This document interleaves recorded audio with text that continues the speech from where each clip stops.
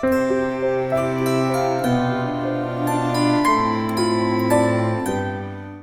நல்லா இருந்தால் உடம்பு நல்லா இருக்குமா சார்? நீங்கள் நிறையா சொல்லிட்டீங்க.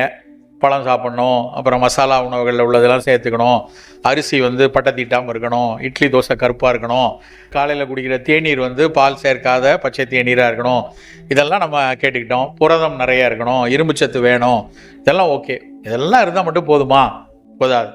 அடுத்து என்ன ரொம்ப முக்கியமாக வேணும் அப்படின்னா உடல் பயிற்சி. உங்களுடைய ஃபிசிக்கல் ஆக்டிவிட்டி வந்து ரொம்ப ரொம்ப ரொம்ப முக்கியமானது. அதுவும் இந்த வயதில் நீங்கள் ரொம்ப உடல் உறுதியாக, உடலினை உறுதி செய் அப்படின்னு சொல்லியிருக்காங்கல்ல, அந்த உறுதியாக இருக்கிறதுக்கான முயற்சியும் நீங்கள் இந்த வயசுலேருந்து ஆரம்பிக்கணும். ஃபிசிக்கலி ஃபிட்டாக இருக்கிற பீரியடில் எப்படி சார் வச்சுக்கிறது? ஃபிட்டாக இருக்கிறதுக்கு எப்படி? நீங்கள் அன்றாடம் செய்யக்கூடிய வேலைகள்லையே உங்கள் வீட்டில் பேரண்ட்ஸுக்கு உதவியாக செய்கிற வேலை ஒன்று. ரெண்டாவது, அப்படி ஒன்றும் பெரிய வேலையெல்லாம் செய்ய வேண்டியதில்லை. ஓரளவுக்கு எங்கள் வீட்டில் எல்லாத்தையும் செய்கிறதுக்கு வந்து அம்மா செஞ்சுக்கிறாங்க, அப்பா செஞ்சுக்கிறாங்க, மற்ற சகோதரர்கள் செய்கிறாங்க, எனக்கு அப்படி இல்லை அப்படிங்கிறவங்க கண்டிப்பாக உடல் பயிற்சி அப்படிங்கிறது வந்து 1 மணி நேரமாவது உங்கள் உடம்புல இருக்கணும்.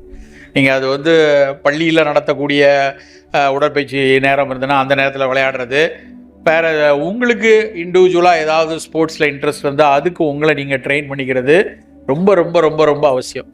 எந்த அளவுக்கு நீங்கள் ஃபிசிக்கலாக எக்ஸர்ட் ஆகிறீங்களோ, வேர்த்து கொட்டுற அளவுல உங்களுடைய உடல் இருக்கோ அந்த அளவுக்கு தான் உங்கள் புத்திசாலித்தனமும் நல்லாயிருக்கும்.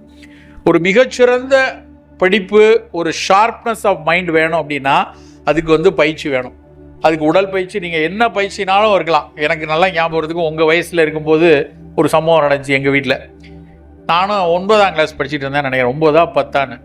இப்போ விட இன்னும் கொஞ்சம் நல்லா முழுக்குன்னு பிள்ளையார வந்து டவுசர் போட்டு விட எப்படி இருக்கும் அது மாதிரி தான் நான் இருந்தேன். அப்படி இருக்கும்போது கூட இருக்கிற ஃப்ரெண்ட்ஸ்லாம் எனக்கு கொஞ்சம் கிண்டல் பண்ணுவாங்க, ஏன்டா அப்படி தொப்பையை வச்சுட்டு இருக்க, உடம்பு வந்து உருப்படியாக மாட்டியா அப்படின்னு. என் ஃப்ரெண்ட்ஸு கூட நல்ல ஒல்லியாக ஜம்முன்னு இருக்கவன் என்னை கிண்டல் பண்ணுவான். அப்போ வந்து திடீர்னு ஒரு மனசில் ஞானோதயம் வந்து, டேய் நாளையிலேருந்து நம்ம எக்ஸசைஸ் பண்ணுறோம், நாளையிலேருந்து எந்திரிச்சு வஉசி மைதானத்தில், பாளையங்கோட்டை எங்கள் ஊர், அங்கே வஉசி கிரவுண்டுன்னு ஒன்று உண்டு, அந்த கிரவுண்டில் காலையில் எழுந்துச்சு ஓடுறோம் அப்படின்னு முடிவு பண்ணிட்டு காலையில் அப்படி கிரவுண்டில் ஓடிட்டு வந்தால் அந்த கிரவுண்டுடைய ஓரத்தில் இந்த 2 பார் கம்பி இருக்கும். இந்த பாரில் தான் வந்து இந்த ஃபுல்லப்ஸு, தண்டால், பஸ்கிலாம் ஓரமாக ஒரு 4-5 பேர் எடுத்துகிட்டு இருப்பாங்க. அதை போய் இப்படி பார்த்தோம், அவனை செஸ்டெல்லாம் நல்ல ப்ராடாக அப்படியே, இப்போ நம்ம சொல்கிற 6 பேக்குங்கிற வார்த்தை கூட அப்போ தெரியாது, ஆனால் நல்ல கையெல்லாம் ஆர்ம்ஸ் எல்லாம் பில்ட் ஆகி நல்லா ஸ்ட்ராங்காக இருந்தாங்க. அதில் ஒரு அண்ணன் எனக்கு தெரிஞ்சவர் இருந்தார். அவர் அப்போ தான் மெடிக்கல் காலேஜ் ஃபஸ்ட் இயர் படிச்சுட்டு இருக்கார். அந்த அண்ணனை பார்த்து, அண்ணே எப்படின்னா இப்படி கையெல்லாம் அப்படி சும்மா வளைவாக ஜம்முன்னு வச்சுருக்கீங்க, எனக்கும் சொல்லித்தாங்கண்ணே அப்படின்னா என்னை தூக்கி தான் அதில் ஏற்றி விடணுங்கிற மாதிரி இருந்துச்சு. ஆனால் அவர், டே வாடா காலைல ஓடுறே இல்லை, அதோடு சேர்ந்தீங்க வா, நான் உனக்கு சில எக்ஸசைஸ்லாம் சொல்லித்தரேன், நீ பண்ணால் வந்துடும் அப்படின்னாரு. சரின்னு சொல்லிட்டு மறுநாள் காலையிலே 5:30 மணிக்கெலாம் எழுந்திரிச்சு கொஞ்சம் கிரவுண்டில் 4 ஓட்டம் ஓடிட்டு அப்புறம் அவரோட சேர்த்து அந்த எக்ஸசைஸ் பண்ணிகிட்டு இருந்தேன்.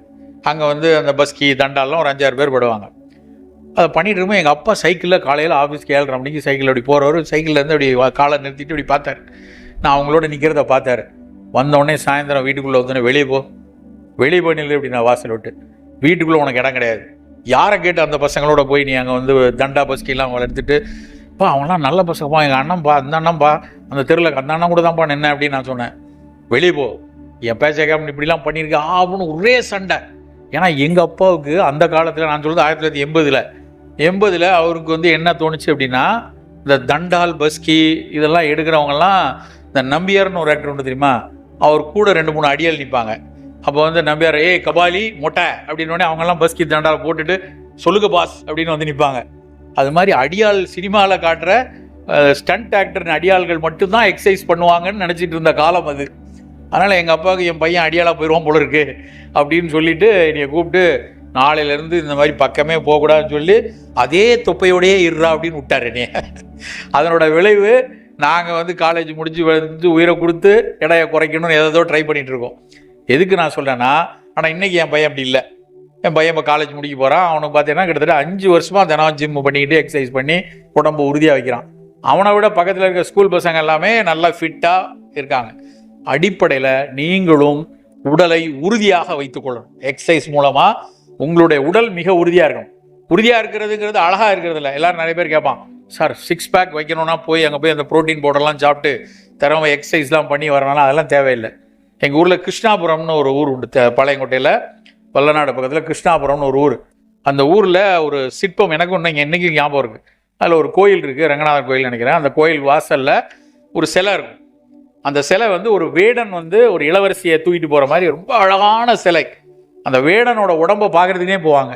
அந்த வேடன் வந்து அந்த பெண்ணை அப்படி தூக்கி இருக்கும்போது அவன் கையும் அந்த ஆம்ஸும் அதெல்லாம் நரம்பெல்லாம் பொட்டச்சு அப்படி அழகாக அந்த சிற்பம் இருக்கும்.